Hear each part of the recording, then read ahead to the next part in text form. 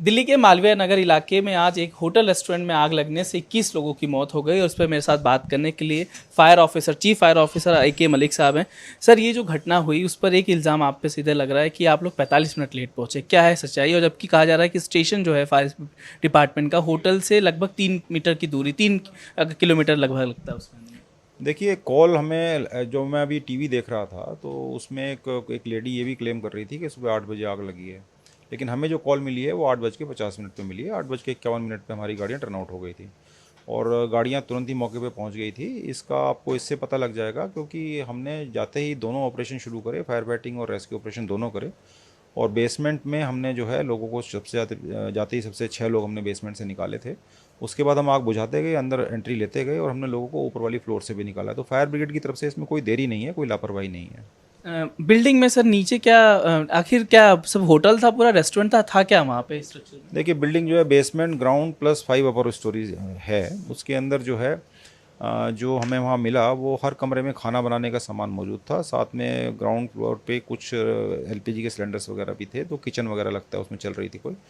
और बेसमेंट में भी कुछ सिलेंडर्स रखे हुए थे। और बाद में जब हमें वहाँ पे मंत्री जी वहाँ पहुँचे मौके पर, तो तब हमें ये मालूम चला कि ये टूरिज्म डिपार्टमेंट से ब्रेक एंड ब्रेकफास्ट के अंदर कोई लाइसेंस लेकर के उसको रन कर रहे थे। वहाँ लोगों ने हमें बताया कि इसमें जो मैक्स हॉस्पिटल में जो आते हैं मरीज, उनके जो अटेंडेंट होते हैं वो यहाँ स्टे करते हैं, वो रुकते हैं उसमें। कोई PG भी चल रहा था क्या उसके ऊपर? बताया जा रहा है कि यहाँ पे विदेशी नागरिक जो थे वो उसमें रहते थे। नहीं, वो पीजी का तो मुझे नहीं पता है, लेकिन विदेशी नागरिक वहाँ ज़रूर थे। जो लोगों हमने निकाले हैं, जो हमने रेस्क्यू करे, उसमें फॉरेनर्स भी थे।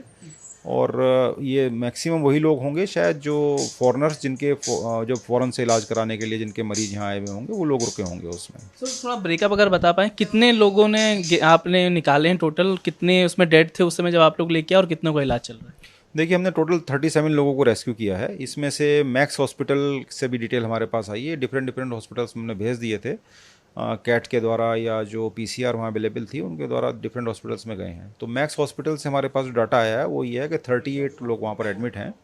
उसमें से 20 इंजर्ड हैं और उसमें से 18 की डेथ हो चुकी है। और हमने ट्रॉमा सेंटर गए, वहाँ पे भी 3 बॉडीज शिफ्ट की गई हैं और ये भी कहा गया कि दिल्ली पुलिस के भी 10 जवान उसमें झुलसे हैं आग में।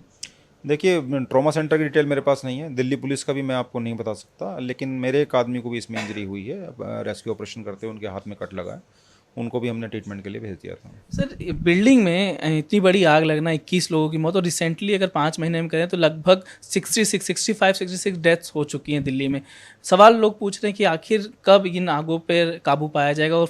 और आप पे हमेशा सवाल पूछा जाता है कि फायर डिपार्टमेंट लेट क्यों पहुंचता है? आखिर कितना फ्रिक्शन लेट होने के बाद कहा जाता है आप लोग?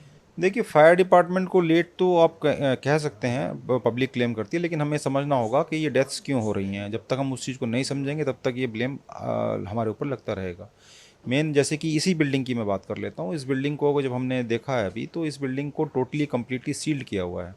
इसमें कोई भी ओपनिंग नहीं है, इवन विंडो तक भी इसकी जो है सील्ड है प्रॉपरली। तो सामने फसाड लगा हुआ है, फसाड के पीछे सील्ड विंडो लगी हुई हैं। तो इस तरह की बिल्डिंग्स जो होती हैं वो एक शाफ्ट की तरह काम करती हैं।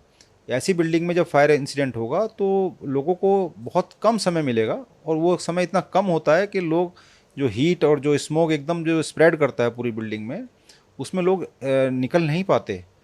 तो अब आप अगर ये कहते हैं कि 2 या 3 मिनट में शुरू में ही फायर सर्विस पहुंच जाए, तो वो तो नहीं हो पाएगा। तो हमें बिल्डिंगों को देखना पड़ेगा कि हमारी यहाँ बिल्डिंग किस तरह से बन रही हैं, और उसमें प्रॉपर जो सेफ्टी नॉर्म्स हैं बिल्डिंग बायलॉज के, वो कंप्लाइड हो रहे हैं या नहीं हो रहे हैं। आप लोग कितने देर में पहुंचे थे? क्या ट्रैफिक भी और रोड कंजेक्शन या पतला रोड था, आप लोग अंदर नहीं पहुंच पा रहे थे, गाड़ियां नहीं पहुंच पाई थी? नहीं, ऐसी कोई हमें समस्या नहीं आई। हमारी गाड़ी जो है, ये जो बिल्डिंग है, ये मेन रोड जो मैक्स हॉस्पिटल वाली रोड है, प्रेस एनक्लेव रोड, उससे बिल्कुल तो मुश्किल से 10 मीटर के अंदर ही थी। तो हमारी गाड़ियाँ तो तुरंत ही पहुँच गई जब हमें कॉल मिली उसके बाद। जो रेस्क्यू कर रहे थे लोग, वीडियो आया सर कि वहां से लोगों को ऊपर से कूद रहे हैं, उस समय तक आप लोग नहीं पहुंचे थे? जी नहीं, हम ये जो कुछ मैंने भी देखे हैं वीडियो, और जो वहाँ पे फर्स्ट रिस्पॉन्डर्स मेरे पहुँचे थे, मैंने उनसे पूछा कि भाई ये लोग कब कूदे हैं, तो उन्होंने बताया कि हमारे से पहले ही लोग कूद चुके थे। फायर NOC का एक सवाल पूछा जाता है, इनके पास था कि नहीं? होटल जो था, इनके पास बेसिक रिक्वायरमेंट थी कि नहीं बेसिक? देखिए, हम जो FSC इशू करते हैं वो या तो बिल्डिंग अथॉरिटी हमें रेफ़र करती है, या जो कंसर्न लाइसेंसिंग अथॉरिटी है वो हमें रेफ़र करती है। लेकिन इस बिल्डिंग के केस में जो हमने अभी तक रिकॉर्ड चेक किया, हमें इस बिल्डिंग का रिकॉर्ड नहीं मिला। इसका मतलब ये है कि ना तो ये बिल्डिंग अथॉरिटी से हमारे पास बिल्डिंग कभी आई FSC इशू करने के लिए, ना ही कंसर्न लाइसेंसिंग एजेंसी की तरफ से आई है। ये कह सकते हैं इनके पास NOC नहीं था? अभी तक हम चेक कर रहे हैं, अभी रिकॉर्ड अभी तक नहीं मिला है हमें। Most prima facie we can say कि इसके पास एफएससी हमने इशू नहीं किया इसको। और जिम्मेदारी की बात की जा रही है सर इसमें। कहा जा रहा है कि लॉक, जब गेट बिजली काट दी गई तो गेट लॉक हो गया। आप लोग जब वहाँ पहुंचे तो क्या आपको मिला था, मौके पे क्या दिक्कत थी? क्या गेट लॉक था, ऐसी दिक्कत थी? आखिर लोग इतने मर गए कैसे गए, संख्या क्या बड़ी, लोग बाहर नहीं निकल पाए, आखिर कारण क्या रहा?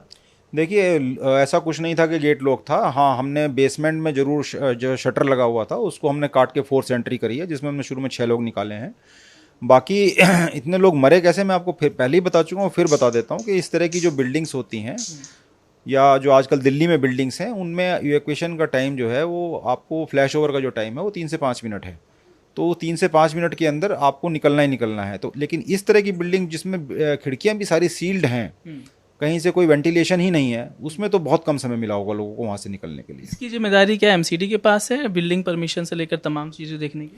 देखिए, बिल्डिंग अथॉरिटी को इंश्योर करना होगा कि जो दिल्ली में बिल्डिंगें बन रही हैं, जैसे ये बिल्डिंग 5 मंजिल की थी, तो 5 मंजिल की बिल्डिंग तो वहाँ अलाउड ही नहीं है, लेकिन फिर भी ये बन रही हैं। सेकेंडली, खिड़कियाँ जो हैं वो इसकी पूरी सील्ड कर दी गई, तो कोई ना कोई तो ये इंश्योर करेगा कि बिल्डिंग बायलाज जो हैं, हमारे जो बिल्डिंग बनाने के नियम हैं, उनका पूरी तरह से पालन हो और बिल्डिंग उसके हिसाब से बने।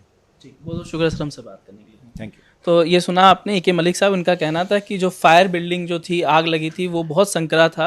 ये कहीं ना कहीं एक फायर डिपार्टमेंट की गलती नहीं मानते कि तरीके से देखा जाए तो जो बिल्डिंग डिपार्टमेंट है उसको इस तरीके के जो अवैध निर्माण है, इस तरह की कार्रवाई हैं, उसको रोकना चाहिए। कैमरा पर्सन प्रेम कुमार के साथ मैं अश्विनी कुमार, NDTV इंडिया के लिए।